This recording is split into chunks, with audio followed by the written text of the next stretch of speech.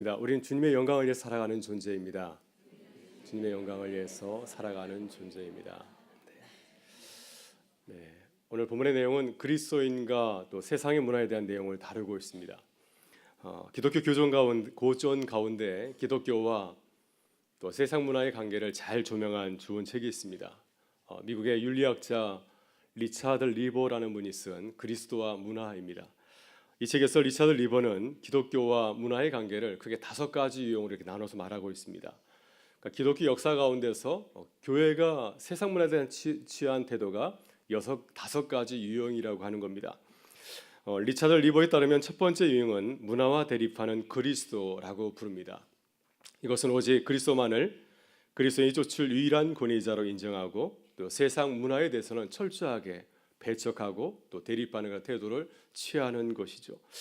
이런 입장을 가진 사람들을 우리는 근본주의자라고 부르기도 합니다. 이것은 초기 그리스도인들이 취한 전형적인 태도라 할 수 있습니다. 사도 바울도 선교 초기에 이런 입장을 취하였습니다. 갈라디아서 1장 9절을 보게 되면 누구든지 다른 복음을 전하면 저주를 받을 것이라 이렇게 주장하였습니다.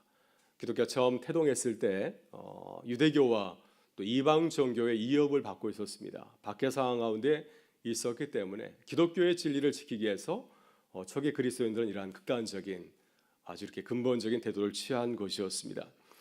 두 번째 유형은 문화주의자 유형인데 문화에 속한 그리스도라고 부르기도 합니다. 이 입장은 기독교와 세상 문화를 아무런 충돌 없이 조화시키려고 합니다.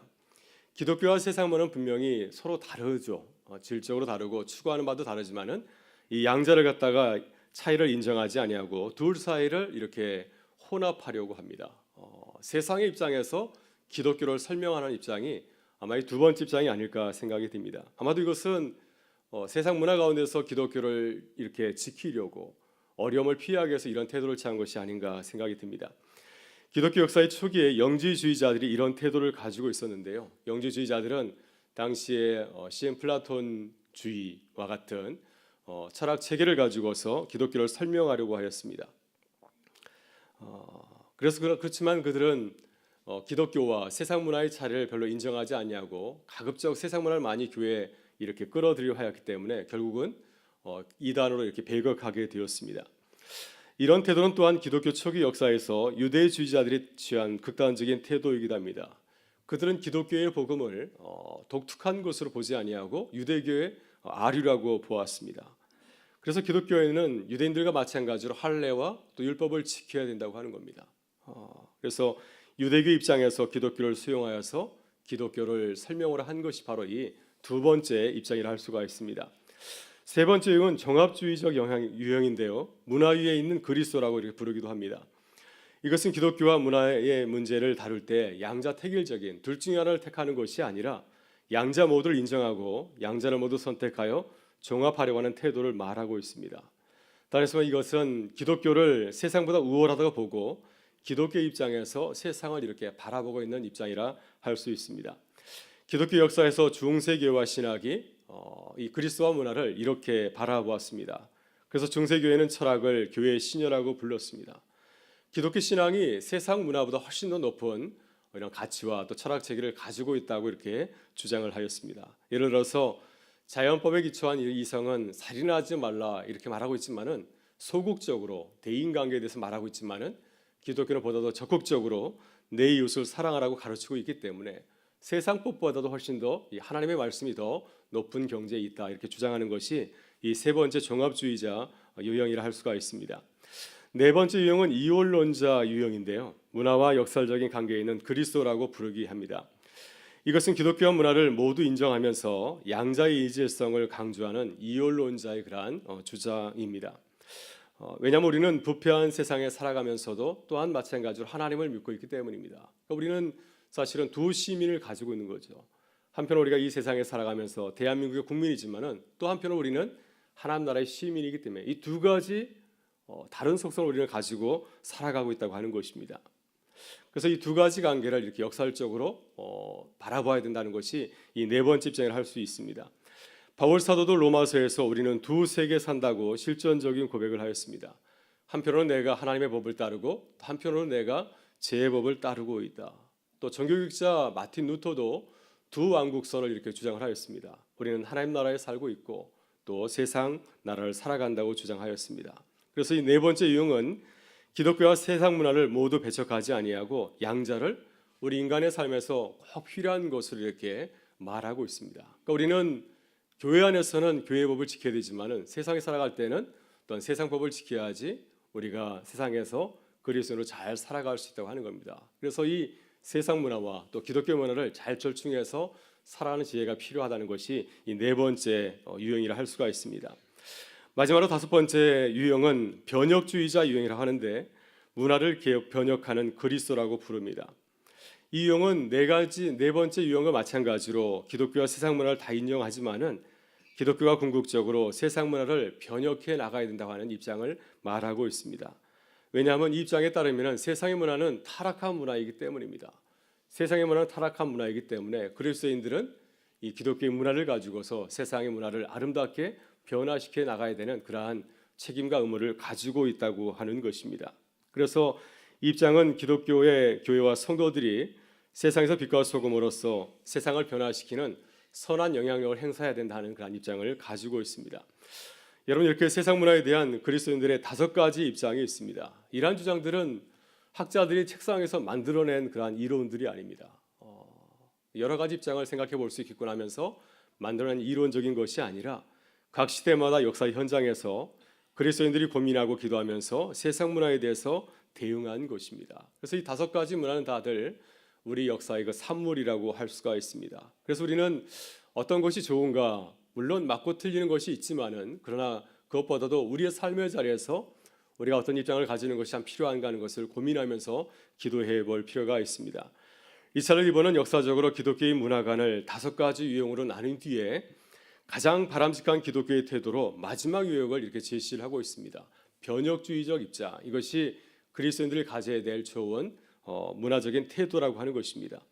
그리스도인들은 세상에서 세상의 빛과 소금으로서 선한 영향력을 발휘해야 된다고 하는 것입니다. 저도 이 마지막 입장이 우리 그리스도인들에게 가장 필요한 입장이 아닐까 하는 생각이 듭니다. 기독교의 눈으로 세상을 바라보고 또 세상 문화를 아름답게 변화시켜 나가는 것, 이것이 우리 그리스도인들에게 필요한 자세가 아닐까 생각이 듭니다. 여러분, 이렇게 볼 때 본문에서 바울 사도는 문화 변혁자로서의 그런 모습을 가지고 있다고 할 수가 있습니다. 바울이 개척한 고린도 교회는 이방 문화가 첨예하게 발달한 고린도 이방 도시에 세워진 그러한 도시였습니다. 고린도 교인들은 바울에 의해서 세례를 받고 그리스도인이 되었지만은 본래적으로 이교도들이었습니다.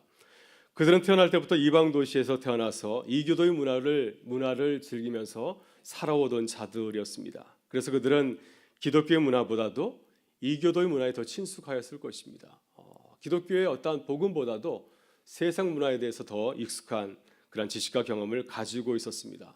그래서 그들의 지식이 이 기독교의 복음보다도 세상 문화에 대해서 더 친숙하고 더 익숙하였기 때문에 그들이 기독교의 복음을 잘못 이해해서 엉뚱한 그런 실수를 저지를 때가 참 많이 있었습니다. 오늘 본문에서 바울이 소개하는 사건도 바로 이런 맥락에서 일어난 것이라고 볼 수가 있습니다. 고린도 교회 성도들이 복음을 자기의 편의대로 이해해서 세상 문화를 이렇게 수용하고 즐긴 것이었습니다. 바울이 본문에서 소개하는 문제는 무엇입니까? 고린도 교인들 가운데서 일부 성도들이 고린도 신전에 가서 매춘부들과 매춘 행위를 한 일이 있었습니다. 당시 이방 선지의 신전에서 매춘은 공공연하게 벌어지는 시민들의 일상사 중에 하나였습니다. 당시 고린도 교회가 위치하였던 고린도 지역에 있는 미의 여신인 아프로디테를 모시는 그 신전에는 매춘부만 1000여 명이 되었다고 합니다. 수많은 공창들이 그 신전에 있었습니다. 그래서 고린도 도시에서 매춘은 시민들의 아주 일상적인 오락 가운데 하나였습니다. 그러나 그리스도인에게 매춘은 도저히 용서받을 수 없는 아주 무서운 죄였습니다. 그런데 이러한 무서운 죄를 고린도 교인들이 아무렇지 않게 저지른 것이었습니다. 그렇다면 왜 고린도 교인들이 이러한 매춘을 범하게 되었을까요? 그것은 그들이 우리의 몸에 대해서, 기독교의 복음에 대해서 우리의 몸에 대한 이 주님의 말씀을 잘못 이해하고 있었기 때문에 이와 같은 일을 벌이게 된 것이었습니다. 본문 12절 말씀을 보게 되면 고린도 교인들이 자랑하듯이 말하였던 슬로건이 이렇게 소개되어 있습니다. 그래서 우리가 교회표어로 우리는 일어나서 함께 가는 교회 이렇게 말하는 것처럼 고린도 교인들이 늘 일상적으로 서로가 서로에 대해서 말하던 그러한 습관적으로 말하던 그런 슬로건이 있었습니다. 바로 그것은 오늘 설교 제목과 같이 모든 것이 내게 가하다 이러한 주장이었습니다. 본문 12절 말씀은 바울이 고린도 교회에 이 슬로건에 대해서 반박한 내용을 담고 있습니다. 같이 한번 읽어보실까요? 모든 것이 내게 가하나 다 유익한 것이 아니요 모든 것이 내게 가하나 내게 무엇이든지 얽매이지 아니하리라. 이것이 바로 이 고린도 교회 슬로건에 대해서 바울의 입장, 바울의 반박을 담고 있습니다. 이와 비슷한 내용이 고린도전서 10장 23절 이하에도 그대로 나오고 있습니다. 제가 한번 읽어보겠습니다. 모든 것이 가하나 모든 것이 유익한 것이 아니요 모든 것이 가하나 모든 것이 덕을 세우는 것이 아니니 누구든지 자기의 유익을 구하지 말고 남의 유익을 구하라. 고린도전서 10장의 내용은 우상 제물에 바쳐진 고기를 먹을 것인가 말 것인가의 그 문제였습니다.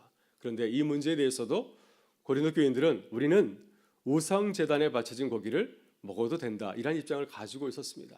그러니까 매춘부와 같이 매춘 행위를 하는 것이 괜찮다고 생각하는 것 마찬가지로 우상 제단에 바쳐진 고기도 얼마든지 먹을 수 있다고 이렇게 생각한 것이었습니다. 여러분 이렇게 고린도 교인들은 그리스도인의 자유를 자랑하였습니다. 우리는 모든 것이 가능합니다. 우리는 주 안에서 모든 것을 다 할 수 있는 자유를 가지고 있습니다. 세례를 받고 그리스도인이 된 이후에 모든 것을 다 할 수 있는 놀라운 자유를 우리는 소유하게 되었다고 하는 것입니다. 따라서 고린도 교인들은 자신의 자유를 보여주기 위해서 기꺼이 매춘행위에 참여하게 된 것이죠. 저는 본문을 가만히 묵상해 보니까 이런 생각이 들더라고요. 고등학교를 갓 졸업한 청소년들이 이제는 어른이 되었다고 해서 이전에 금했던 걸 많이 하지 않습니까? 술, 담배도 이렇게 하게 되고요. 그와 마찬가지로 이 고린도 교인들도 이제는 내가 세례를 받고 그리스도인이 되었기 때문에 내가 모든 것을 다 할 수 있다. 자신의 그 자유를 자랑하기 위해서 이 고린도 신전에 가서 이런 매춘행위까지 감행하게 된 것이었습니다. 이렇게 잘못된 신앙관을 가지고 있었기 때문에 그리스도의 몸에 지체인 나를 잘못 이해하지 못하였기 때문에 이렇게 교회를 부끄럽게 하는 일을 아무렇지 않게 저지게 된 것이었습니다. 오늘 바울 사도는 잘못된 자유관을 가지고서 매춘 행위를 하는 고린도 교회를 향하여서 왜 매춘을 구매해야 하는지에 대해 가르치기 위해서 그리스도의 몸에 대한 바른 신앙을 전하고 있습니다. 그래서 바울은 자신의 몸을 거룩하게 구별하고 살아갈 것을 가르치고 있습니다. 여러분, 실제 왜 우리는 우리의 몸을 거룩하게 구별해야 됩니까? 우리의 몸은 우리의 욕망을 위해서 있지 아니하고 주를 위해서 있기 때문에 우리는 거룩하게 우리의 몸을 구별해야 될 줄 믿습니다. 본문 12절부터 14절에서 바울은 우리의 몸을 함부로 대하는 고린도 교회를 향하여서 이렇게 반박하고 있습니다. 우리 12절부터 14절의 말씀을 같이 한번 읽어보겠습니다.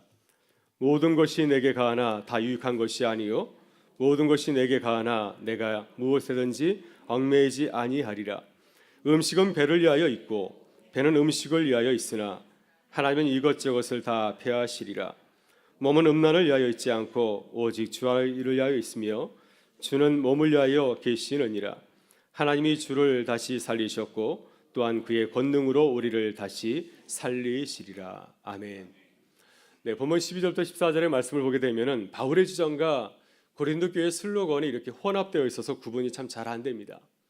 그러나 바울은 고린도 교인들의 슬로건을 조목조목 반박하고 있습니다.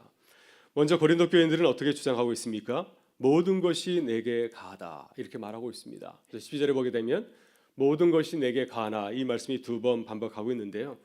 이 주장에 대해서 바울은 두 가지로 반박하고 있습니다. 모든 것이 가하나에 대해서 바울의 첫 번째 반박은 무엇입니까? 모든 것이 다 유익한 것은 아닙니다. 모든 것이 가하나에 대한 두 번째 반박은 무엇입니까? 그 어떤 것에도 지배되지 않으리라. 그 어떤 것에도 지배되어서는 안 된다 하는 것이 바울의 입장입니다. 고린도 교회 성도들은 그리스도인의 자유를 가지고서 모든 것을 다 할 수 있다고 이렇게 말하고 있습니다. 따라서 이 자유를 가지고서 얼마든지 고린도 신전에 가서 매춘도 할 수 있다고 하는 것입니다. 이러한 생각에 대해서 바울은 반박하고 있습니다. 그것은 우리에게 아무런 유익을 가져다 보지 못하는 자유의 방종에 불과하다고 하는 것입니다. 그것은 그들은 지금 자유를 말하지만은 그들이 말하고 있는 그 자유는 자유가 아니라 방종인 것이고 지금 그들은 성적 욕망에 지배당한 노예에 불과하다고 하는 겁니다. 노예로 지금 전락하고 있다고 하는 겁니다.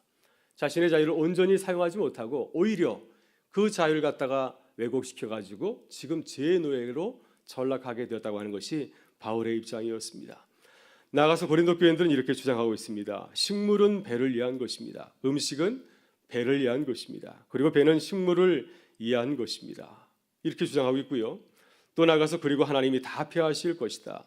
이것도 저것도 다 피하실 것이다. 이것이 고린도 교인들이 주장하는 그런 슬로건이었습니다. 우리의 몸은 오직 배를 위한 것이고 때가 되면 우리의 몸은 다 사라질 것이라고 하는 것입니다. 당시 헬라 세계는 몸의 부활을 믿지 아니하고 영혼의 부활을 믿었습니다. 우리의 몸은 유한한 것이고 우리가 죽으면 다 사라지고 말 것이라고 하는 겁니다. 우리가 죽으면 우리의 영혼이 이 육체에서 벗어나서 구원을 얻게 되기 때문에 우리의 육체는 아무것도 아니라고 하는 겁니다. 유한한 것이기 때문에 어떻게 써든 간에 우리의 구원과는 아무런 상관이 없다고 그들은 생각하였습니다. 결국 사라지는 것이기 때문에 우리의 몸은 무엇을 하든 우리에게 아무런 해를 끼치지 않는다고 그들은 주장하였습니다. 이러한 고린도 교인의 생각에 대해서 바울은 반박을 하고 있습니다. 우리의 몸은 음식을 위한 것이 아니라 주를 위한 것이라고 하는 것이죠. 그리고 우리의 몸은 영원히 폐기 처분할 대상이 아니라고 하는 것입니다. 그래서 바울은 고린도전서 15장에서 몸의 부활을 주장하고 있습니다. 우리의 몸은 사라지는 것이 아니라 예수께서 다시 오실 적에 다시 오시는 주님께서 다시 오실 적에 우리의 몸을 다시 부활시킬 것이라고 하는 거죠. 다시 우리의 몸이 부활이 되어서 주님과 함께 영원한 나라에 들어갈 거룩한 몸이라는 사실을 주장을 하고 있습니다.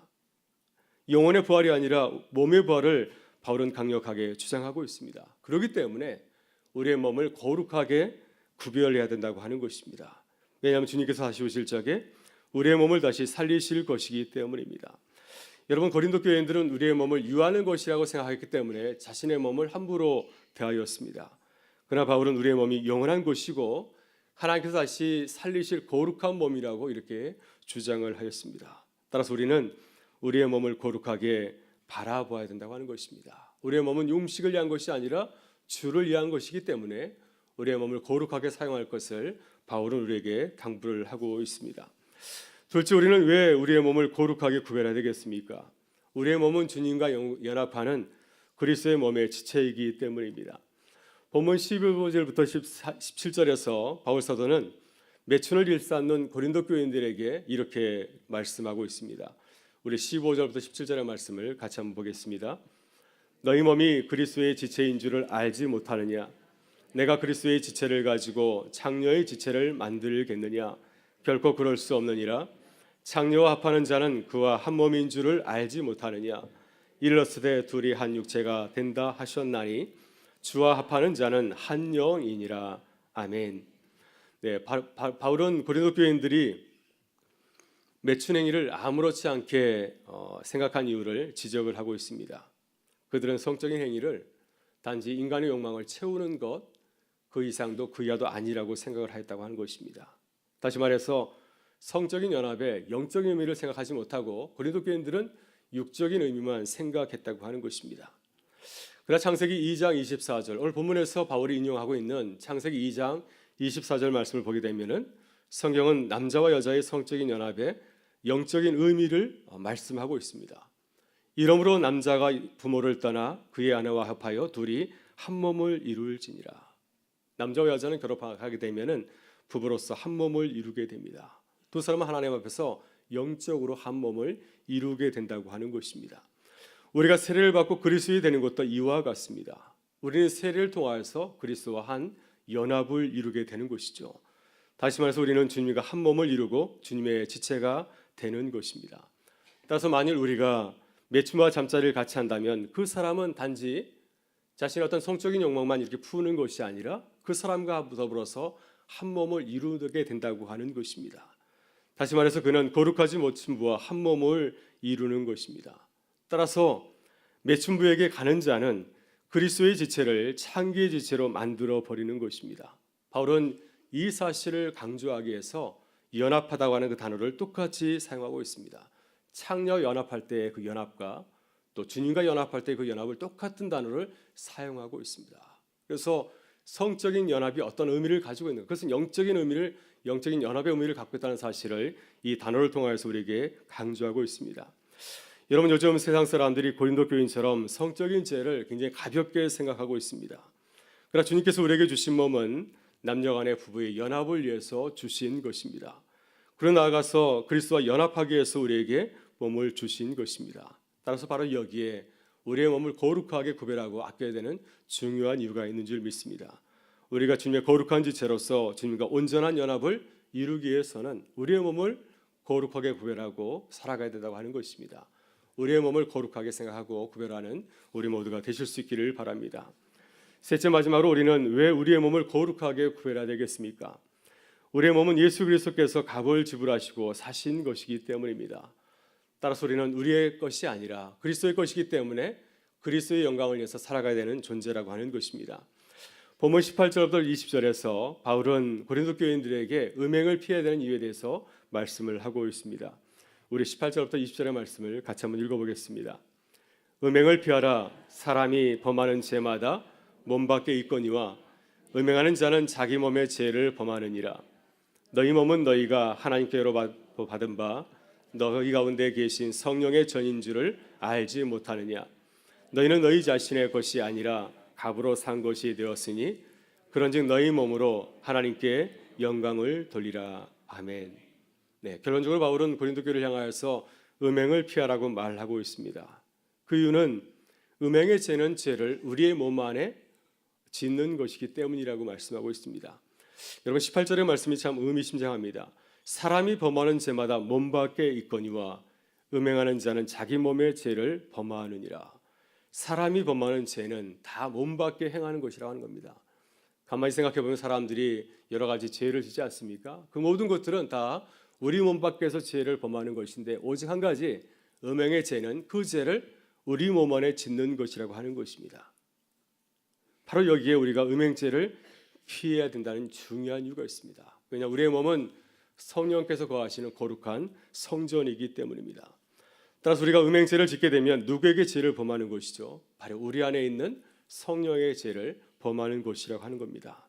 그래서 바울은 성령께서 우리 안에 계시기 때문에 우리를 하여금 음행으로부터 지킬 것을 피할 것을 이렇게 강조해서 말씀하고 있습니다. 나아가서 바울은 우리의 몸을 음행으로부터 지켜야 되는 중요한 이유를 말하고 있습니다. 우리의 몸은 우리의 소유가 아니라 주님의 소유이기 때문입니다. 왜냐하면 주님께서 십자가에서 우리의 모든 죄를 위해서 대가를 지불하시고 우리를 사셨기 때문이죠. 그래서 우리의 삶의 주인이 바뀌었습니다. 이전까지는 우리 자신이었지만은 그리스도께서 우리를 위해서 죽으시고 우리를 대신 사셨기 때문에 우리가 세례를 받고 그리스도인이 된 다음부터는 우리의 주인은 우리 자신이 아니라 바로 예수 그리스도라고 하는 것입니다. 우리의 주인은 예수 그리스도이기 때문에 우리는 우리를 위해 살아가는 것이 아니라 주의 영광을 위해 살아가는 거룩한 존재라고 하는 사실입니다. 바로 여기에 우리가 음행을 멀리하는 중요한 이유가 있습니다. 하나님께서 우리를 십자가에서 우리를 위해서 죽으시고 우리를 값주고 사신 것은 우리가 세상을 위해 살아가지 아니하고 또 우리의 욕망을 위해서 살아가지 아니하고 거룩한 주의를 위해서 살아가기를 원하셨기 때문입니다. 그래서 우리는 주의 것이기 때문에 우리는 주님의 소유로서 주의 영광을 위해서 살아간다고 바울은 이렇게 주장을 하고 있습니다. 여러분 요즘 세상은 고린도 교인들처럼 우리를 향하여서 모든 것이 내게 가하다 이렇게 말하고 있습니다. 무엇이든지 우리가 원하는 대로 하면 된다 이렇게 말하고 있지 않습니까? 어차피 한번 지나가는 세상에서 우리의 욕망대로 사는 것이 후회 없는 삶이라고 이 세상에서 마음껏 즐기면서 살 거라고 우리에게 말하고 있습니다. 그러나 오늘 주님은 모든 것이 가나 모든 것이 유익한 것이 아니라고 말하고 있습니다. 오직 우리는 주님과 연합한 자이기 때문에 우리의 생각대로 행동하지 말고 주님의 뜻대로 생각하고 행동하라고 말씀하고 있습니다. 왜냐하면 주를 위해 살아가는 것이 바로 하나님께 영광을 돌리는 삶이기 때문입니다. 여러분 사순절을 바라보면서 십자가의 길을 걸어가신 주님을 바라보실 수 있기를 바랍니다. 짧은 공생애 동안 쉽게 생각하지 아니하고 매 순간순간만 하나님의 뜻을 생각하면서 십자가의 길을 걸어가신 우리 주님처럼 우리도 우리의 삶의 자리에서 주님의 뜻을 생각하면서 주님께서 우리에게 주신 십자가를 지고 따라가는 걸어가는 주님의 제자와 교회가 될 수 있기를 주의 이름으로 축원합니다. 함께 기도하겠습니다. 참 좋으신 우리 아버지 하나님, 오늘도 우리를 주의 전으로 불러주셔서